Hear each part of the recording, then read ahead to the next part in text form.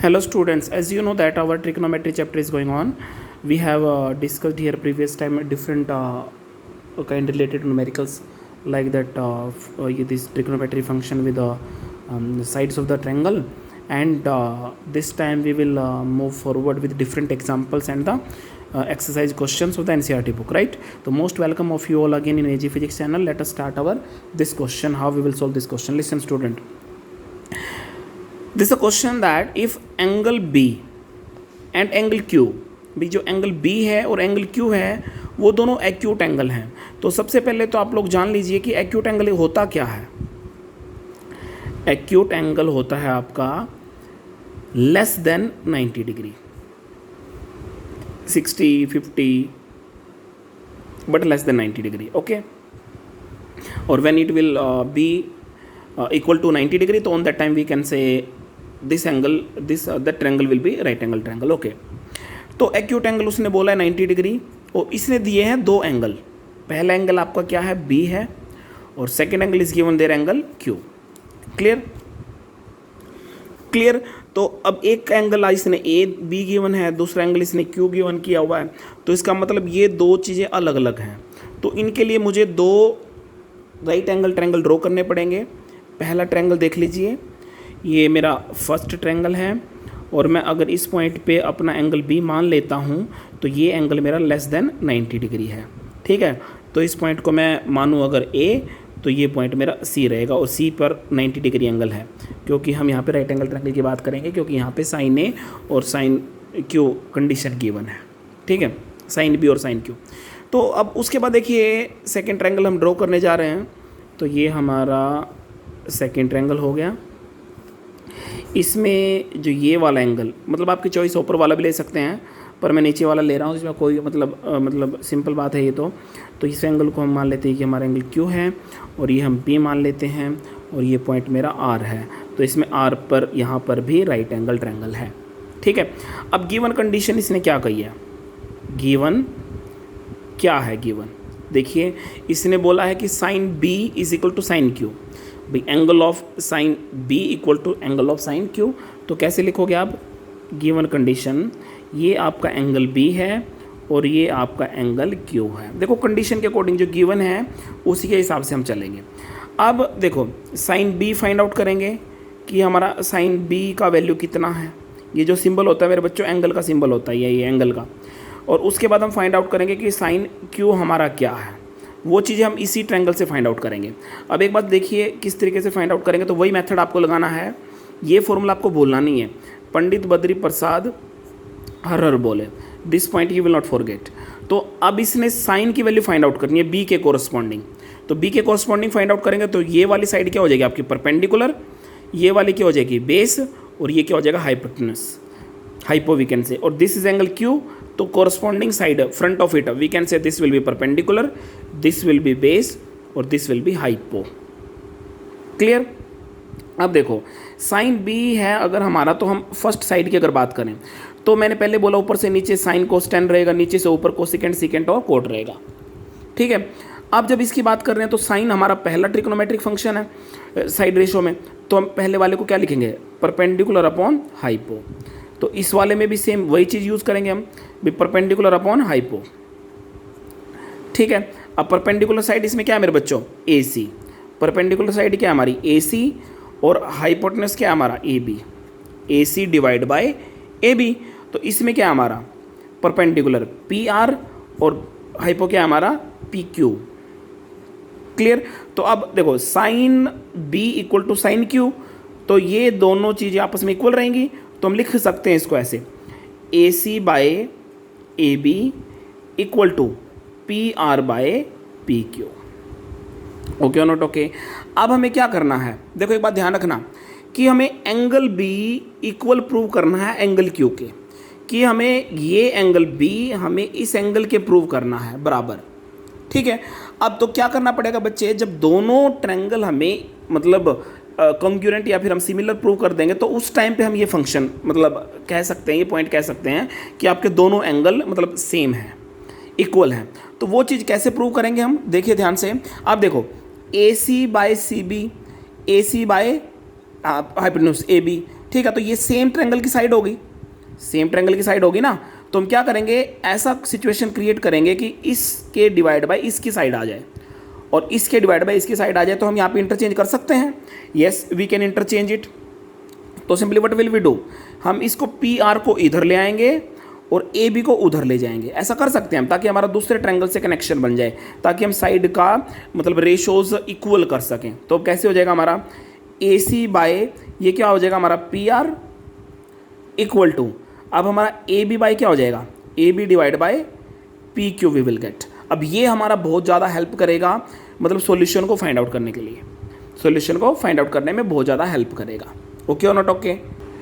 जब ये दोनों एंगल हमें इक्वल प्रूव करने हैं, तो इसका मतलब हमें इसकी सारी साइड रेशो में बनानी पड़ेंगी। रेशो में कैसे, ये साइड डिवाइड बाय ये साइड, ये साइड डिवाइड बाय ये side, this side divide by this side.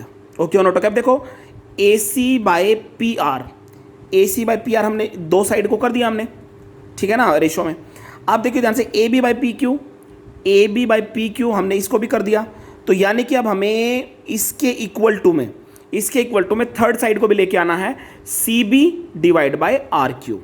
ठीक है, अगर ये आ जाएगी तो हमारे ये एंगल ऑटोमेटिकली इसके इक्वल हो जाएगा, ये एंगल ऑटोमेटिकली इसके इक्वल हो जाएगा, तो 90 तो आपका इक्वल है ही। ठीक है, अब इसको कैसे प्रूव करना है वो हम देख लेते हैं ध्यान से। अब मैं इसी चीज़ को अगले पेज पे लिख रहा हूँ, ध्यान से देखिए स्टूडेंट्स।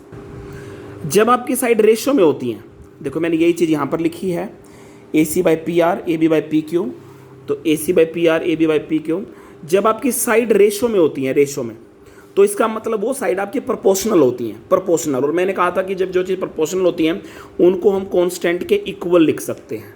ठीक है, तो जब हम इसको कांस्टेंट के इक्वल लिखेंगे तो कैसे लिखेंगे, ए सी बाई क्या रहेगा आपका पी आर रहेगा, तो ये आपका इक्वल टू के आ गया। और सेम यहाँ पर ये आपका ए बी बाई क्या हो जाएगा पी क्यू, ये भी आपका इक्वल टू क्या आ गया आपका के आ गया। से येस और नो, से येस और नो स्टूडेंट। तो simply find out the value of AC from this equation and find out AB value from this equation. So then tell me which things you will get here. So we got here value students, AC equal to what, K into PR. Second, AB equal to what, K PQ. Okay or not okay? Say yes or no. So this is a very simple thing. मैंने पहले भी आप लोगों को बताया, जब side ratio में होती हैं तो वो साइड आपस में प्रोपोर्शनल होती हैं। प्रोपोर्शनल कहने का मतलब A C by P R equal to K, तो we can say A C equal to K P R. तो आप इसको नॉर्मली ऐसे भी लिख सकते हैं भाई, A C proportional to P R.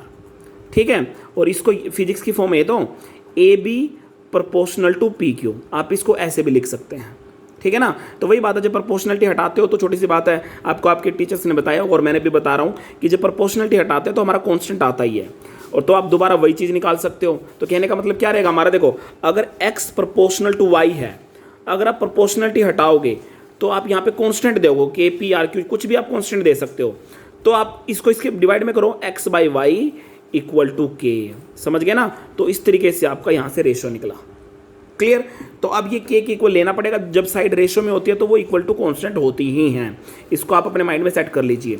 तो अब हमें क्या फाइंड आउट करना है, देखो अब स्टूडेंट्स हम डायग्राम पे जाते हैं वापस, देखो ध्यान से, सी हियर स्टूडेंट। देखो अब इससे देखो A C by P R, A C by P R हमने इस साइड को रेशो में मतलब फाइंड आउट कर लिया है। अब देखो A B by P Q, A B by P Q हमने इसको भी कर लिया है। ठीक है ना, अब हमें करना है थर्ड वाला साइड, ये वाला साइड, ये वाला साइड हमें करना है अब इसको इक्वल, यानी कि अब हमें इसके बारे में जानकारी नहीं है, ये दोनों तो गिवन है, वो हमने निकाली है, देखो यहाँ से निकाली है हमने यहाँ से।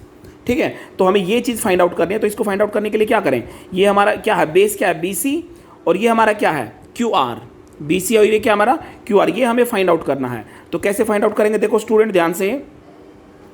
तो पहले ट्रायंगल का ऊपर लिखिए बी सी अपॉन डिवाइड में क्या रहेगा आपका क्यू आर। से येस और नो। अब बी सी क्या है, बेस राइट एंगल ट्रायंगल है, तो आप पाइथागोरस प्रमेय थ्योरम अप्लाई करेंगे, तो मतलब hypo square is equal to perpendicular plus base square. तो अब यहाँ से आपको बेस निकालना है, तो बेस निकालोगे तो क्या हो जाएगा आपका, बी सी आपका बेस है ना, बी सी आपका बेस है ना, ये तो परपेंडिकुलर है। अगर बेस निकालना है तो hypo square minus perpendicular square. Hypo square कितना आपका, tell me student, tell me ना, मतलब नॉर्मली बी सी यहाँ पे फाइंड आउट करके देख लेते हैं हम। B C square, B C मतलब base square means hypo means what, A B square minus, tell me student, A B square minus A C square. Okay और not okay? As same like it you can write for triangle second, तो we can say R Q square equal to, तो we can say P Q square minus that is P R square. तो B C की value find out करो. तो B C is equal to कितना हो जाएगा? बहुत इंपॉर्टेंट क्वेश्चन है, ध्यान से देखना, एग्जाम में पूछ सकता है. तो A B square minus A C square, A B square minus A C square. Okay और not okay?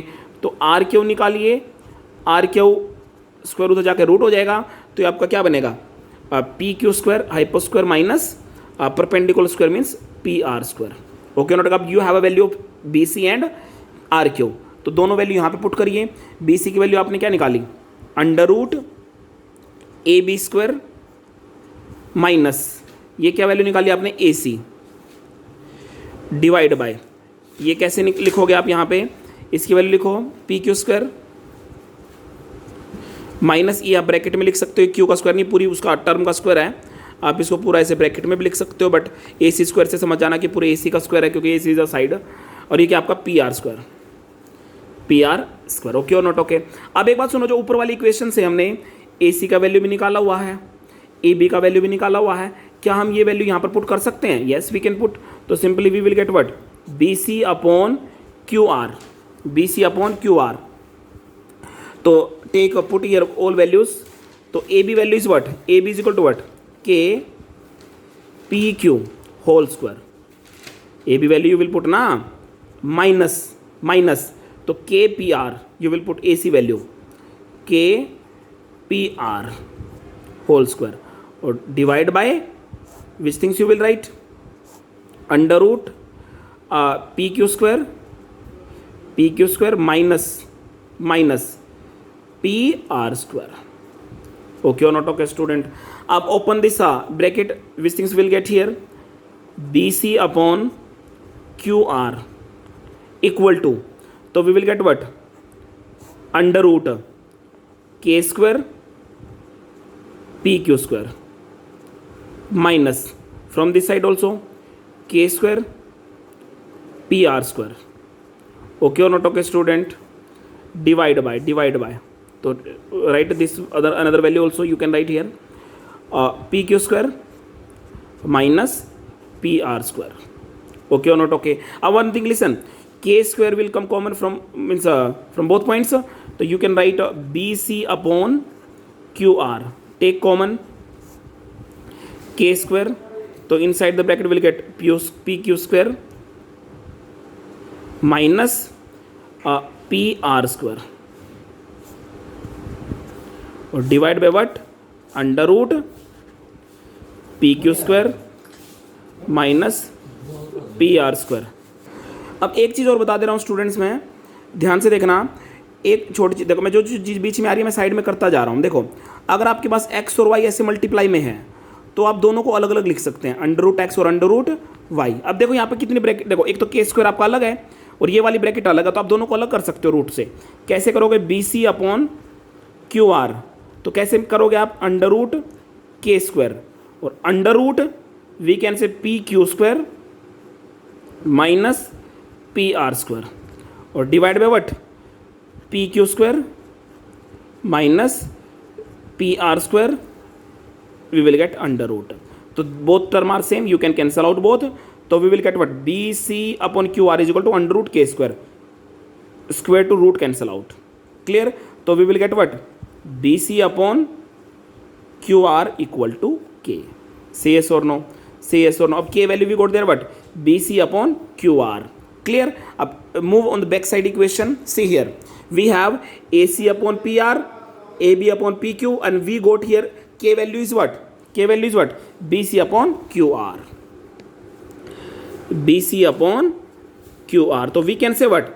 A C divide by P R equal to A B divide by P Q equal to what? B C upon Q R. तो all sides of the triangle are in ratio, means proportional to each other. proportional to each other. Okay or not okay? So simply we can say by using theorem,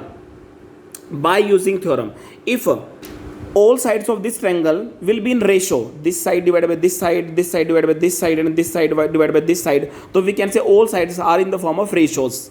So we can say both triangle will be similar to each other.